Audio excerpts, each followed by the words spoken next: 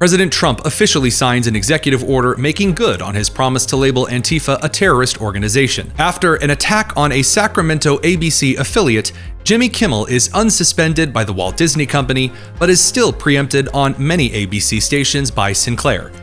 And an FDA study on a link between gestational Tylenol use and autism sends parent company Kenvue's stock price plummeting. I'm Tony Kinnett, host of the Daily Signal's Tony Kinnett Cast, syndicated nationally at 7 p.m. Eastern. It is Tuesday, September 23rd, 2025. This is the Daily Signal's top news in 10. Yesterday afternoon, White House Press Secretary Karoline Leavitt outlined a series of crimes committed by individuals a part of the Antifa organizations and local cells, and suggested that the President of the United States would sign an executive order labeling the organization a terrorist entity. Antifa is going to be designated a domestic terrorist organization. The President intends to sign that executive order very soon as it's drafted, as soon as today, later this afternoon. And this is something the President campaigned on because we have seen a rise in violence perpetuated by Antifa radical people across this country who subscribe to this group. And unfortunately, it's gone widely uncovered by many in the legacy media. It also went completely ignored by the previous administration. Not anymore. Not only, as you mentioned, were the bullet casings subscribed with Antifa mottos, if you will, in the heinous assassination of Charlie, but there have also been more examples than I could read off for you here in this briefing room today of violence from Antifa. I will just read a few. In July 2025, several members of an Antifa cell ambushed and opened fire on officers at an ICE facility in Alvarado, Texas, shooting one officer in the neck.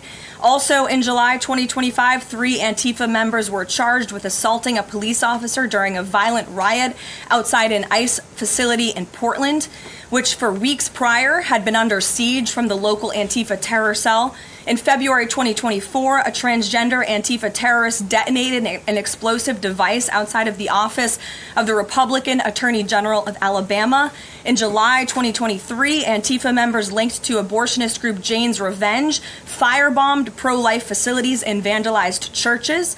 In January 2022, a suspected Antifa member was arrested for bringing a pipe bomb to a pro-Trump event. In January 2021, an Antifa supporter threatened to shoot police officers and Trump supporters outside of the Florida State Capitol building. Again, I could continue to list many more examples for those in the room who don't believe this is a serious threat to American safety and our national security, but this administration knows that it is. That's why the President will be signing this order. And we will also be, most importantly, looking at who is funding Antifa and who is funding these other violent left-wing groups that we've seen perpetuate so much crime and mayhem across our country. The executive order directs Trump administration officials to investigate and thwart, quote, any and all illegal operations, end quote, allegedly carried out by members of Antifa, and to pursue people who, quote, fund such operations, end quote, or provide material support to them. Now, at the moment, things are still a bit unclear. Following the Patriot Act and 9/11, the president does have a series of powers that allow him to direct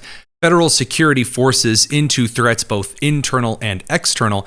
However, traditionally, it has been Congress itself that has labeled organizations as terrorist entities.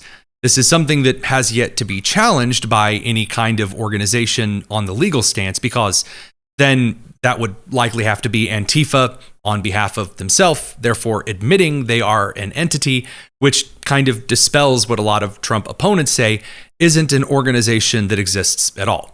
Kind of an interesting legal catch-22, one might say. And late-night host Jimmy Kimmel has been unsuspended by Disney. According to a statement yesterday from the Walt Disney Company, quote, last Wednesday, we made the decision to suspend production on the show to avoid further inflaming a tense situation at an emotional moment for our country. It is a decision we made because we felt some of the comments were ill-timed and thus insensitive.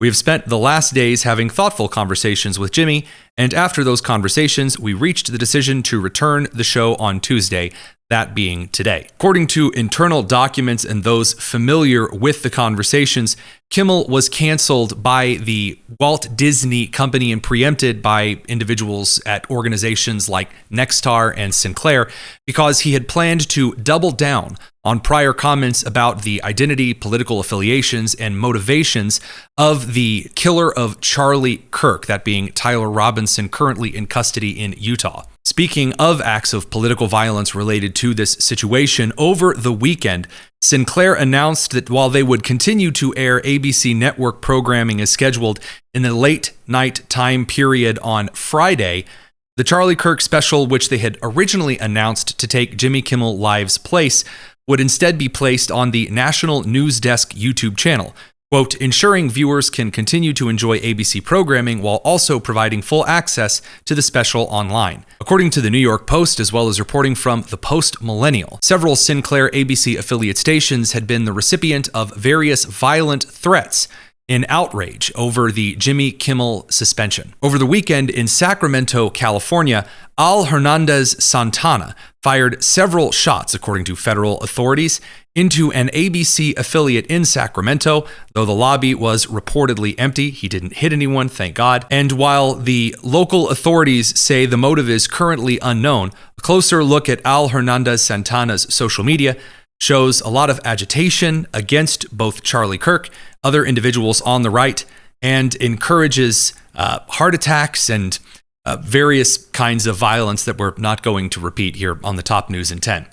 Now, Hernandez Santana was released on bail hours after his arrest, again, as a reminder, for firing shots into an ABC affiliate in Sacramento, and was then promptly arrested by the FBI for violating various federal crimes. And last but not least, an FDA study on a link between gestational Tylenol use and autism was announced at Charlie Kirk's memorial service from the president on Sunday. Yesterday, the president, as well as RFK Jr. and Dr. Mehmet Oz, took the podium before a group of press individuals to talk a little bit about the link between Tylenol or acetaminophen during pregnancy use and possible links to autism developing in young children. In a later statement on Monday, FDA Commissioner Martin McCary tempered Trump's comments somewhat, acknowledging that there's not necessarily been a proven causal relationship, saying, quote, in the spirit of patient safety and prudent medicine, clinicians should consider minimizing the use of acetaminophen during pregnancy for routine low-grade fevers. This consideration should also be balanced with the fact that acetaminophen is the safest over-the-counter alternative in pregnancy among all analgesics and antipyretics. Now, earlier this month, around September 5th, when these reports initially hit the media, Kenvue Incorporated, the parent company to Tylenol, their stock closed at a 9.4% total loss. That's the worst in the company's history. Today, after the press conference, they fell 7.5%.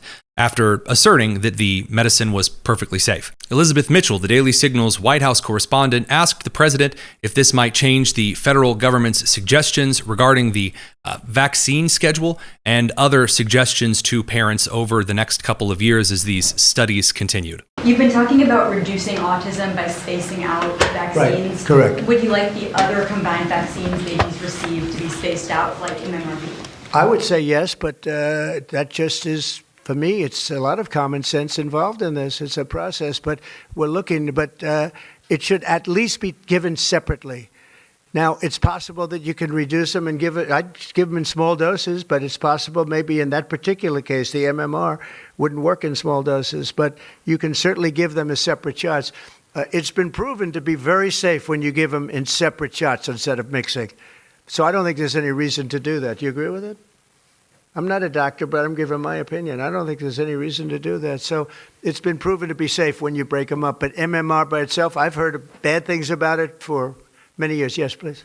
RFK Jr. also took questions as to whether this was a phenomenon of certain medical diagnoses in general, or whether this had to do with a direct causal relationship. Mr. President, I'm curious, as you look at the trend lines, Yeah. how much of this is the causation of acetaminophen, and how much is sort of better diagnosis, doctors, researchers having a better understanding of what is on the autism spectrum?